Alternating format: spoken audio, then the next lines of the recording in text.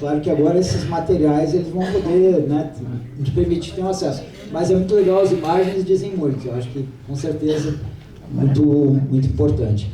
Agora, o nosso próximo ponto é em relação à questão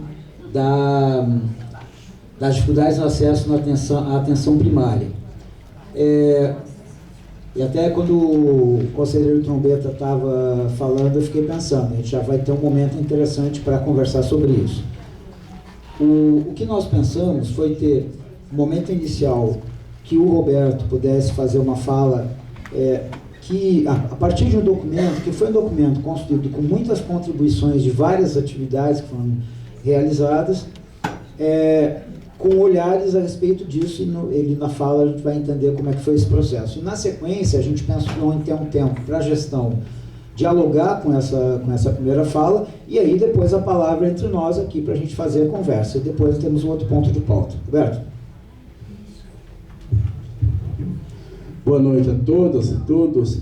Bom, eu sou Roberto, eu sou médico sanitarista, pediatra e sou coordenador da Secretaria Executiva do Conselho. É em nome dessa Secretaria Executiva que eu vou colocar essas coisas aqui. Assim, eu acho que não há dúvida para os usuários que as duas principais queixas do SUS, no Brasil inteiro, não é só em Campinas, mas particularmente em Campinas, é a questão do acesso e a questão da humanização. Sim, há estudos demonstrando isso. A gente sente na pele essas duas questões, mas além de sentir na pele, para aqueles que acham que só sentir na pele não é suficiente, há inúmeros estudos demonstrando que os dois principais problemas do SUS são a questão do acesso e a questão da humanização. Nós não vamos discutir humanização hoje. Humanização, só um parênteses aí, quando a gente está falando de humanização, não estou falando da educação das pessoas. Estou falando de uma série de questões que inclusive implica na própria questão do acesso. Questões éticas, estéticas, políticas, etc. Mas isso nós não vamos discutir. Talvez um dia vale a pena colocar na pauta também a questão da humanização do SUS, dada a importância do tema. Então hoje a discussão é sobre acesso. O SUS garante acesso a praticamente tudo. Se eu precisar extrair uma unha encravada, eu consigo acesso no SUS. Se eu precisar fazer um transplante cardíaco, eu consigo acesso no SUS. Se eu precisar fazer uma neurocirurgia acortado, eu consigo fazer no SUS, porque tem Sumaré, etc. Só que, consegue com que tempo? Com que dificuldade? Com que, se diz, o tempo que eu consigo essas coisas é um tempo hábil para me manter vivo, para me manter saudável, para recuperar de fato a minha saúde? E a resposta é não. Infelizmente é não. A maioria das vezes os pacientes do SUS não estão conseguindo acesso no tempo hábil para resolver as suas questões mais complexas de saúde. Os exemplos são inúmeros. Se a gente abrir a palavra aqui, todo mundo tem um exemplo para dar sobre a sua dificuldade. Essa foi dado aqui na tribuna livre, olhando ali para o Trombeta, que está balançando a cabeça, concordando. E assim todo mundo tem um exemplo em casa das suas dificuldades de acesso. Eu sou usuário do SUS, a minha família inteira é de usuário do SUS, não tem convênio. Cada vez que eu saio de casa para ir no SUS, eu saio com a impressão que não vai dar certo. E na maioria das vezes não dá. Isso que é mais triste. Eu não vou contar as histórias. Não vou contar as histórias das vezes que a gente tentou ir no SUS e por alguma razão ou outra o resultado foi muito ruim. Para tomar vacina, para cuidar do meu neto com Covid, para cuidar da minha irmã que sofreu um acidente grave, quebrou o braço e o úmero, para cuidar de uma outra que tem problemas de saúde mental e que foi abandonada pelo CAPS onde ela se cuidava, e assim por diante. Sempre buscar exemplos, tem números. Agora, o que interessa discutir o que causa, quais são os problemas que levam a essa dificuldade de acesso no SUS. A gente tenta fazer um diagnóstico, porque quem sabe a gente conseguindo fazer um diagnóstico mais adequado, a gente consegue pensar soluções que têm a ver com esse diagnóstico. Do meu ponto de vista e do ponto de vista de vários estudos. Obrigado, gentil. isso aí. Eu desfaço dele. Essa pra gente. Brincadeira. Sabe que eu gosto muito de você. Verdade, gosto bastante do Ney, das nossas brigas. Então, assim, quais são as ações que levam a essa dificuldade de acesso, do meu ponto de vista e do ponto de vista de vários estudiosos que têm pesquisado, inclusive aqui em Campinas, com o pessoal lá que pesquisou na Unicamp, que chama lá Maria Elisa Berti, através do estudo, eu até fiz um resumo, que eu botei no grupo, esqueci o nome do trabalho dela, Retratos da Saúde em Campinas, uma pesquisa super bem feita, científica, etc, etc. Então, vamos lá. Por que nós temos, então... Bom, primeira pergunta é, vocês concordam que há dificuldade de acesso no SUS ou estou exagerando? Sim. Tá. Então, vamos partir desse diagnóstico de dificuldade e tentar ver quais são as suas causas. A primeira e mais importante, subfinanciamento. Falta de recursos para garantir tudo que o SUS precisa. Sem os dinheiros suficientes, é impossível montar toda uma estrutura adequada para que as coisas corram bem. A segunda causa decorrente dessa do subfinanciamento. Uma rede básica precária. Precária em termos de quantidade de serviço e da quantidade de trabalhadores que deveriam compor o serviço. E aí já há um primeiro debate importante. Do meu ponto de vista, uma equipe de saúde da família não deveria cuidar de mais que 3.000 pessoas. E nas regiões de alta vulnerabilidade, não pode cuidar de mais de 2.500, 2.500 pessoas. Não dá conta. Não dá conta de fazer acolhimento, não dá conta de garantir, se não for cuidar desta relação.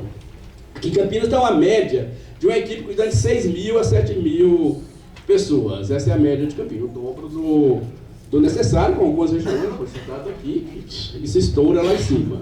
E aí tem um problema de definição. A Secretaria acha que com 250 equipes dá conta de fazer uma cobertura em torno de 75%. Nos meus cálculos, é 300 equipes. Sem 300 equipes, a gente vai ter que continuar tendo grande dificuldade de acesso. Então, esse é o primeiro, é a segunda causa das dificuldades de acesso, o número de equipe inadequada. A terceira causa, decorrente também do subfinanciamento, mas não só, tem outras questões por trás, é a falta de pessoal no número adequado nessas equipes. Ainda que tivéssemos as 300 equipes, falta gente. Faltam médicos, faltam auxiliares de enfermagem, falta enfermeiro, falta psicólogo, falta tudo. Até que se aproxima de uma quantidade razoável em algumas equipes, mas na maior parte das equipes esse número é inadequado. Em relação aos médicos, é um outro problema que se soma à falta, que é a não fixação. Os médicos ficam um tempo, saem, até repor, demora meses, e às vezes não é nem responsabilidade da secretaria, porque não consegue, faz concurso, não aparece médicos em número suficiente. Então a fixação de médicos é outro problema sério que dificulta o acesso, que reduz a capacidade de acesso. E o quarto problema, do meu ponto de vista, talvez o mais importante, não é importante, eu não sei se é, mas tem muita importância, é o excesso de burocracia do SUS. O excesso de burocracia das unidades de saúde. Não tem sentido, aconteceu comigo. Não pode dar exemplo pessoal, já ouvi isso muitas vezes. Pode, é a partir dos problemas pessoais que generaliza e vê o problema de todos. De chegar com uma criança, meu neto, no centro de saúde, com febre altíssima, jogado, largado, e alguém me dizer, você trouxe a identidade dele? esqueci. Sem identidade nós não atendemos. Como assim? Então eu tenho uma solução. Eu peço para minha mulher mandar foto da identidade dele, porque eu esqueci. Não serve. Eu vou perguntar se a foto serve. Gente, vai pra merda! Vai pra merda! O que eu fiz? Sentei na frente, vou contar esse caso porque eu acho que vale a pena. Em frente do salão, a filona foi formando pra mim, não saio daqui enquanto não for atendido. A não ser que a polícia me leve. Se a polícia me levar, tem jeito de sair daqui. Mas enquanto a polícia não chegar, ou vocês não atenderem, a fila vai crescer aqui atrás, porque eu não saio. Atender. Fiquei mais de 3 horas no centro de saúde. Agora, eu queria trazer mais uma questão, que assim, então tem a questão que não atendo sem o documento, aí vai no CAPES de manhã, mas a referência trabalha à tarde, aí a pessoa fala, eu sou doente mental tem que ser atendido na hora que chega, à tarde eu não volto, aí o CAPS nunca mais vai atrás, e aí vai, tá certo? Vai somando essas burocratizações todas, absolutamente agendamento uma vez por mês, agendamento uma vez por semana, às vezes agendamento diário, mas se for de manhã, só agenda à tarde, se for à tarde, só agendo de manhã. Não pode atender porque hoje é dia de vacina, apesar de chegar hoje e responder comigo, pediatra. Não, você não vai atender porque você está aqui só para atender as vacinas. Cacete, isso é mal. Então, essas coisas assim. E aí eu queria trazer parte dessa burocracia, não é a secretaria que faz. Parte dessa burocracia são os trabalhadores que fazem. Tá certo? Eu sou trabalhador da saúde, trabalhei 40 e poucos anos no SUS, nunca trabalhei com iniciativa privada, tentei a vida inteira trabalhar de uma forma desburocratizada, fui muito acusado de não educar os pacientes. Você não educa os pacientes, você deseduca os pacientes, você não obedece às regras. Assim, então isso precisa ser discutido. Não é claro, não são todos os trabalhadores. É uma minoria, mas faz mal. Eu estou trazendo isso como trabalhador da saúde. A gente tem que pensar as nossas práticas enquanto trabalhador de saúde. Não é justo que a gente burocratize um serviço que por si só já é burocratizado. E às vezes a gente burocratiza por excesso de trabalho. Então a demanda lascada, não tem jeito. Então tá, manda pro PA. Mas às vezes não, às vezes por regras que a gente cria desnecessariamente. Me lembra Foucault, eu preciso ter um micropoder, eu tenho que mostrar que eu tenho poder. Então eu não vou atender porque quem manda aqui sou eu. Tá certo? Então é isso, são 4 essas causas, a gente tem que pensar em como superar essas 4 causas. 3 delas dependem de dinheiro, tá certo? Mas uma delas depende de gestão, de práticas, eu não diria nem de boa vontade.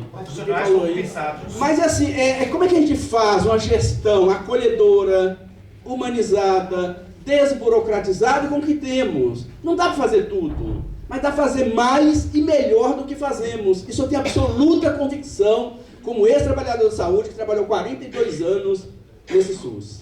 Se eu encaro esse 4º item de uma maneira a ser empático com o outro e não criar regras desnecessárias, lembrar que o trabalhador está sendo sufocado por condições de trabalho muito inadequadas. É um fato real, tá certo? Mas não pode estourar no usuário, tá certo? É possível fazer mais e melhor do que fazemos se eu olhar para o outro com empatia, tá certo? E não burocratizar desnecessariamente mais do que o necessário. Mais do que as condições me mandam burocratizar. Porque se eu estou atendendo, tem um limite, pessoal, até lá, tem 14, 15 pacientes, chega o 16º, provavelmente eu vou falar não. Mas tem uma regra, tem uma justificativa, é porque não teve jeito. Agora falar não, quando eu estou sem fazer nada, porque a regra diz que hoje é dia de fazer vacina, não tem o menor sentido. É isso.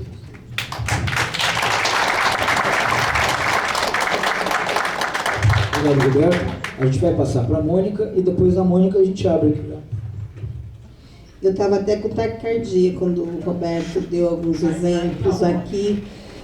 De fato, não, eu não estou aqui, eu entendo. A gente, lógico que não tem nenhuma orientação da gestão de qualquer ação dessa do centro de saúde. A Rosa está aqui, que é funcionária do centro de saúde, a gente não põe limite para acolhimento. Mas aí eu vou falar das ações que nós estamos fazendo.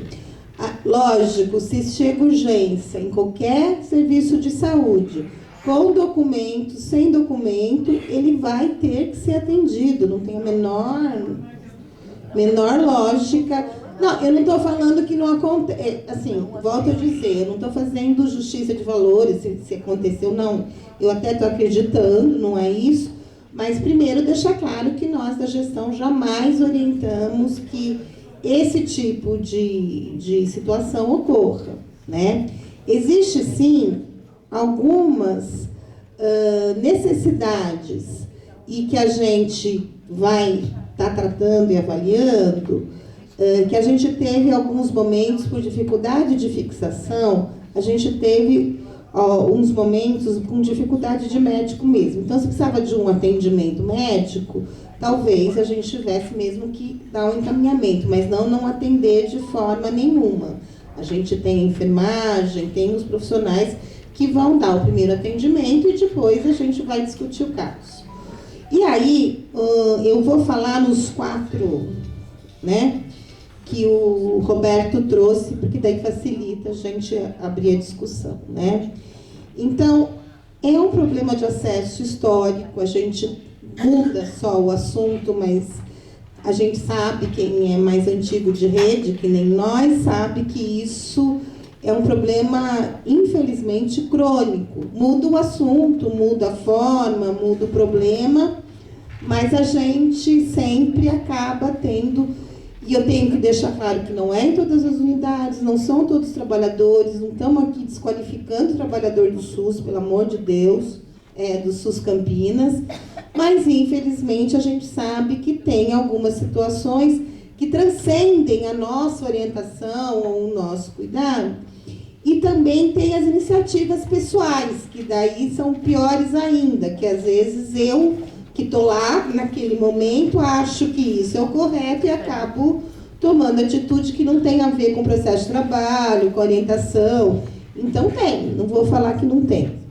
E a gente vem tentando fazer grandes discussões em relação à qualificação do acesso. Inclusive, a gente produziu um documento, né, com várias, apontando as dificuldades, como o Roberto trouxe, a gente foi trazendo algumas queixas e também trazendo unidades que não têm esse tipo de dificuldade, porque é isso, não adianta falar que só está errado, porque às vezes as pessoas que estão lá não conseguem achar outra solução, né? Então a gente teve o cuidado de, para produzir esse documento, olhar os dois lados, quem tem grande dificuldade de acesso e quem tem um êxito aí, que a população consegue ter um acesso qualificado, tem uma garantia melhor. E com isso a gente produziu um documento no sentido de estar disponível, como a gente fala, para todos os trabalhadores, no sentido de ter esta condição de repensar a sua, e às vezes é rotina mesmo de trabalho, não é nem falta de profissional. É a rotina estar instituída do jeito que prejudica o acesso.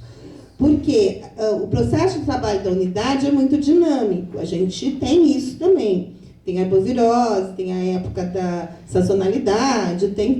Mas a gente tem que trabalhar com essas situações adversas, mas não deixar de atender o todo. Que a gente viu o prejuízo que foi quando a gente teve o Covid, que a gente acabou restringindo não só o acesso, mas a circulação, então a gente diminuiu os atendimentos e a gente vem amargando muito com essa, vamos dizer, esse represamento que teve lá.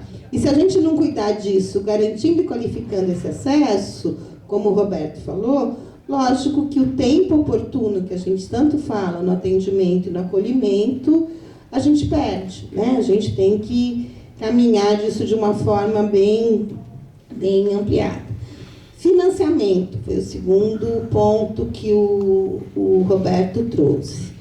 A gente ficou praticamente os últimos anos com financiamento, vamos dizer, igual, né, para não dizer outra coisa, igual. E com a demanda aumentando, passando por Covid, não sei o quê, e sem nenhum aporte, a não ser nas coisas emergenciais que tiveram, mas sem nenhum aporte na estrutura nossa. Então, a gente também acaba tendo que o Reinaldo sempre vem aqui e fala da dificuldade do município. Hoje, ter que bancar com praticamente 80%, 70% e alguma coisa, 80% do financiamento da saúde, bancar sozinho, né? Porque, se a gente lembra, é tripartite.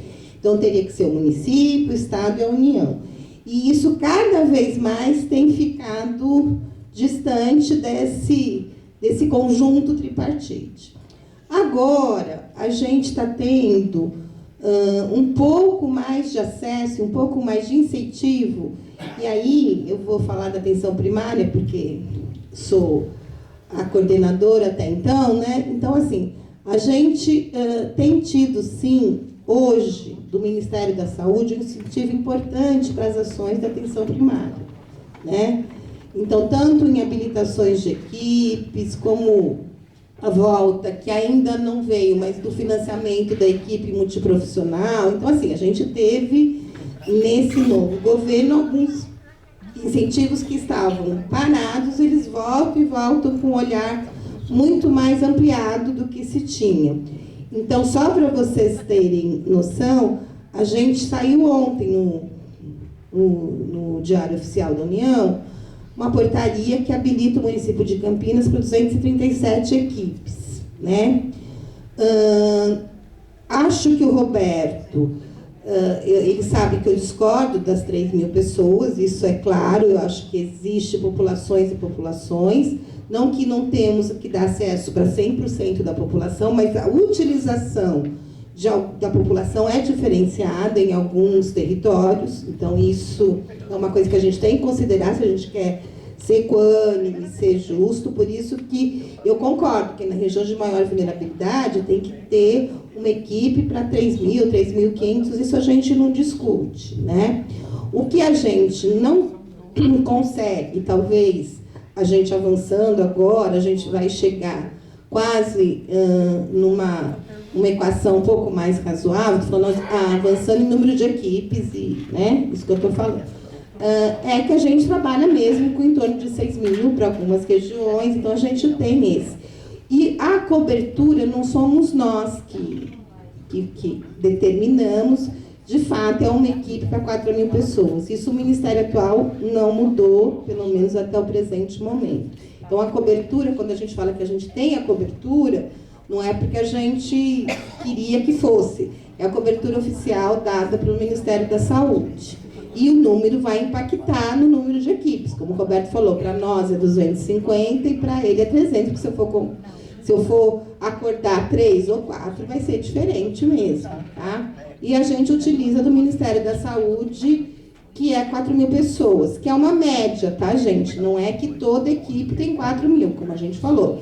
Tem umas que tem 3.500 e tem outras que vão ter, de fato, 6.000 pessoas. A gente está tentando equacionar, quando a gente trouxer um pouco melhor essas equipes muito volumosas, com outras estratégias, inclusive pensando nas equipes com mais enfermeiro, eu estou olhando para o Marcelo, o meu colega da RH, né, com mais enfermeiro, porque a gente consiga, de fato, dar resposta mais ágil, mesmo nas equipes que têm maior população. A gente está pensando nisso. Bom, acho que em relação à recomposição, né, a gente tem feito concurso, acho que todo dia, eu brinco que parece que todo dia a gente está correndo atrás e fazendo concurso. Isso é uma coisa que tem nos ajudado muito e qualificado, só que a gente tem limite. A gente não pode fazer concurso e chamar quantas pessoas a gente quer. Tem o limite financeiro, que não dá para a gente pensar, e também tem o limite de cargos da prefeitura, que eu já tinha falado isso. Então, das equipes multi, tem algumas categorias que a gente está pedindo o aumento do número de cargos, porque senão nem que eu tenha o concurso válido, eu pudesse chamar, eu não posso, porque eu não tenho cargo para efetivar na prefeitura. Então, a gente ampliou, principalmente com a equipe multi, muitos profissionais que antigamente não tinham na nossa rede. E com isso, os cargos já foram 100% preenchidos e a gente precisa agora, para chamar mais, ter esse aumento de cargo, né? Fora isso, o Ministério volta com o programa Mais Médico Brasileiro, que Campinas sempre aderiu, o primeiro, mesmo da DAPS, a gente sempre aderiu, né? E a gente conseguiu ter uma chamada, que ainda não chegaram todos, de 47 mais médicos brasileiros, dessa primeira etapa, vamos chamar assim, do Ministério da Saúde, e abriu outra proposta, que é uma coparticipação, né? Que a gente, que o município tem uma coparticipação. Como é essa coparticipação? Eles vão tirar do repasse um valor por médico, do repasse federal, eles vão tirar um valor para o médico que a gente aderir ao programa, tá? E a gente solicitou de 20 a 30 médicos mesmo da coparticipação, porque a gente tem sim dificuldade de fixação. Então, por mais que a gente está fazendo concurso, por mais que a gente até tenha feito alguns arranjos, mas a gente tem muita dificuldade, tem mesmo, a gente sabe disso. E a gente está tentando, com a nova estrutura, olhar para os diferentes de uma forma diferente. Do que eu estou falando? Onde eu tenho maior dificuldade, isso também não é invenção da roda, mas onde eu tenho maior dificuldade de fixação, eu pensar em algumas possibilidades de que o recurso, e agora é para a equipe, seja diferenciado para eu conseguir fixar, porque hoje não é só médico, às vezes eu não consigo fixar também o enfermeiro, nem administrativo, tem unidade que a gente não consegue, que na vaga, no concurso, escolha. Então, a gente está fazendo um estudo para que a gente consiga, de fato, como eu disse, olhar diferente para as diferenças. E o dinheiro é finito, então a gente tem que usar de critérios claros e possíveis para a gente conseguir fazendo essa condição, né? Bom, em relação à burocracia, a tudo que o Roberto falou, a gente está cada vez mais, né, fazendo a discussão. Lembrar que a nossa rede, até que era esperado, a gente sabia disso, passou por uma grande mudança de pessoas, porque as pessoas foram se aposentando e entraram novos funcionários, né? E são funcionários novos que a gente entende que a gente precisa, de fato, trabalhar. A gente fez o ano passado a capacitação de gestores, a gente está olhando para isso, para ter essa empatia, se a gente chama assim, mas que tenha a responsabilidade do papel que ele está exercendo naquele ponto lá que ele está com a população, qual é. Então, a gente tem feito isso. E a gente também, com a saúde digital, que até a Marcele pediu para pautar aqui um dia, a gente está fazendo mais uma possibilidade em relação ao acolhimento, de que tenha o acolhimento que a gente está chamando de sala azul, mas feito na unidade. Não é que o paciente vai até a UPA, a gente não caminha ninguém para a UPA. Que pode ser ou na unidade ou em casa, porque tem de forma virtual. Então, lógico que todo o processo inicial no LISO, a gente tem que ter uma adaptação, então não é uma questão, mas a gente já tem hoje em torno de 108 vagas diárias para todas as unidades, nessa sala azul, que a gente chama, para a gente poder dar vazão ao acolhimento, quando precisa de renovação de receita, de passar mesmo por alguma avaliação médica, que dê para ser feito de forma virtual, em todos os critérios. A gente também está avançando nisso, até não é só porque não tem médico na unidade, é porque o médico da unidade vai poder ter mais condição de tratar do crônico, do acompanhamento mais linear dos seus usuários e da sua equipe. Então, também, portanto, é que isso a gente tem discutido, que é a mais. Não é para substituir, não é a mais. É uma oferta que a gente está fazendo no sentido de dar mais acesso à população. Não é para substituir ou para mudar alguma coisa. Tanto é que a gente não está fazendo ainda com profissionais da própria rede, né? Quem está nessa parceria, nesse primeiro momento, é o Mário Gatti. Então, mas, né? Então, a gente tem feito isso de forma regular. Deixa eu ver o que mais. Eu acho que é isso, assim. A gente vai discutindo, mas eu acho que no primeiro momento está bom. Obrigado, Mônica. Então, agora, queria até combinar, porque a gente tem mais um ponto de pauta. A gente tem aqui trombeta, a Núbia, Ney, Verônica, Xavier, Marisa,